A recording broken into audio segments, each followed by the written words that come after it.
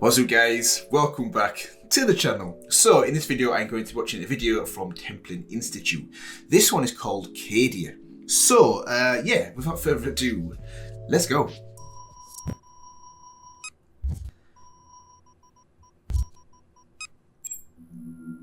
Thanks to Skillshare for sponsoring this investigation into the fortress world of Cadia. Cadia. The first 500 people to use the link in the description will receive 2 free months of Skillshare's online classes. Yeah, might be a bit too late for that one.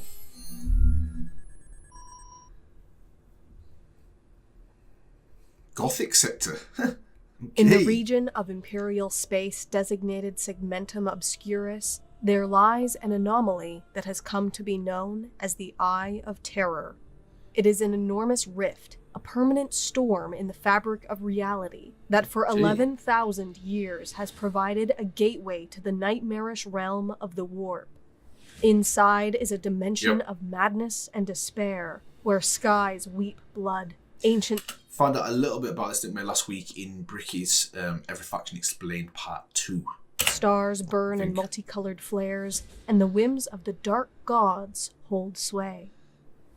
Since the time of the Horus Heresy, the forces of chaos that reside within have attempted to break out from the Eye of Terror and strike at the millions of worlds that lay beyond. Okay. Only one thing has stood in their path. A fortress world that guarded the only navigable route to the Eye of Terror. A place where time and time again, the servants of the dark gods would break against the greatest defenders of man. Okay. It was a planet known as Cadia. And it was here, above all, that the bloody work of the Imperium was done. A terrestrial world closely resembling Holy Terra before the age of the Imperium, Cadia was marked by great oceans, temperate plains, windswept moors, and towering mountains. Cadia was colder than most civilized worlds, yet not enough to impede the planet's settlement. It was famous across the galaxy for its sparkling glaciers and thick pine forests. It was the planet's network of strange black monoliths that remained Cadia's most enduring mystery, however, known across the galaxy as the Cadian Pylons. When precisely Cadia was first colonized has been lost to antiquity, but in the decades before the Horus Heresy, it had become inhabited by a primitive race of violet-eyed humans who worshipped the Chaos Gods. The Word-Bearers Legion and their Primarch, Lorgar Aurelian, was the first to re-establish contact with Cadia, but whatever transpired in these initial meetings might never be known. Lorgar ordered the cyclonic bombardment of the planet, wiping out the native Cadians and whatever secrets they possessed. With the end of the Horus Heresy, the Word-Bearers and their other traitor legions fled to the Eye of Terror to heal their wounds and nurture their hatred. Black Crusades mounted across the galaxy from the Eye of Terror convinced the Imperium that Cadia was of vital strategic importance, and settlers were sent to the world to claim it in the name of the Emperor. Makes sense. Cadia was eventually forged into a world worthy of the Imperium, but it was learned at great cost that the planet would forever be threatened, and its entire society would have to reflect that. Its earliest cities were constructed in the traditional style emulating Holy Terra, but the broad avenues and ordered What is that? Looking like some out of Matrix. The machines out of Matrix. Wait, okay. While I've paused it here as well, I remember when I watched, maybe about 2 months ago, Guardsman. In Guardsman, there's a scene there where the guy's shooting the Xenos, and you see his pupils, or his eyes are purple. So clearly he's come from Cadia as well. And then the next scene, isn't there? The Space Marine walks in and obviously does what Space Marines do. Anyways. And grids favored any attacking force, and sweeping changes were enacted. Cadia could not afford any distinction between its fortresses and cities. Nice. Streets were constructed in such a way as to disorient any potential invader, arrayed in zigzag patterns that would force an enemy to fight for every block. Bastions and local garrisons were stationed in every corner and spire that possessed a commanding view, while at the heart of every city was an enormous fortification known in the local dialect as a casser. From the air, these resembled intricate puzzles, which could be held for months, if not years, even if the surrounding city had been taken. Its people were no different than its buildings, reorganized into a society wholly devoted to the defense of their world.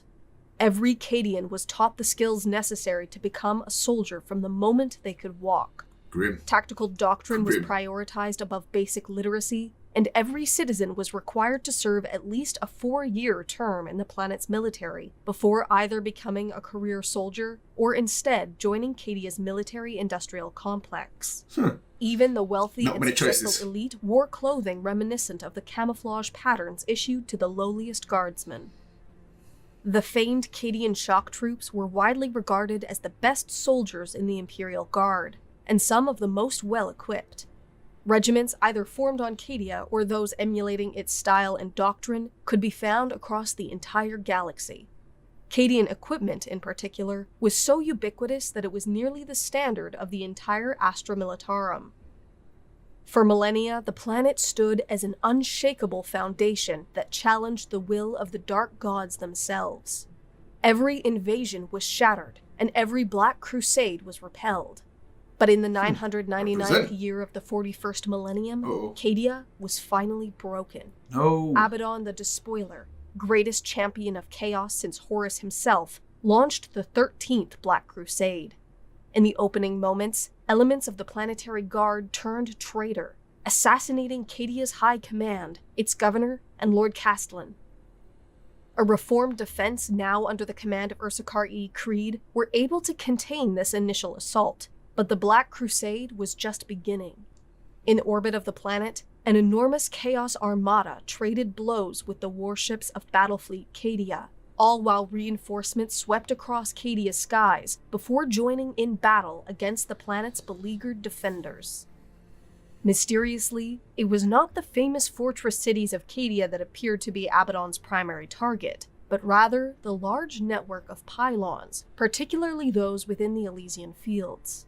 What precisely happened there can only be guessed at, but some claim that for a brief moment, servants of the Imperium working with ancient Xenos managed to activate the Cadian pylons. The forces of chaos were seemingly cut off from the warp, and even the Eye of Terror was said to shrink. By the order of Abaddon, however, an enormous blackstone fortress struck Cadia with the force of an artificial meteor. The planet's continents were split apart, its ancient forests burned away. The few who managed to evacuate the dying world bore witness not only to the destruction of Cadia, but to the expansion of the Eye of Terror across the entire galaxy. With the fall of Cadia, the forces of chaos had won a victory that for millennia had been almost unimaginable. Tendrils of the warp have split the galaxy in two, and there is little doubt that the Imperium has entered the time of ending. But the ultimate triumph of Abaddon the Despoiler still eludes him. The fall of Cadia has awakened something in the Imperium more powerful than even its greatest fortress. A hunger for retribution has swept across every world, and Cadia has become a martyr whose memory has spurred humanity to ever greater feats of valor.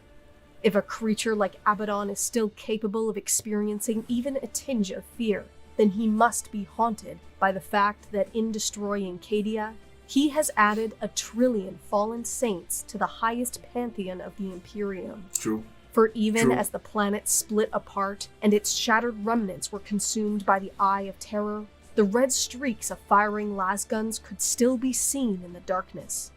Defenders of Cadia refusing to give in, even as their world cracked and burned around them.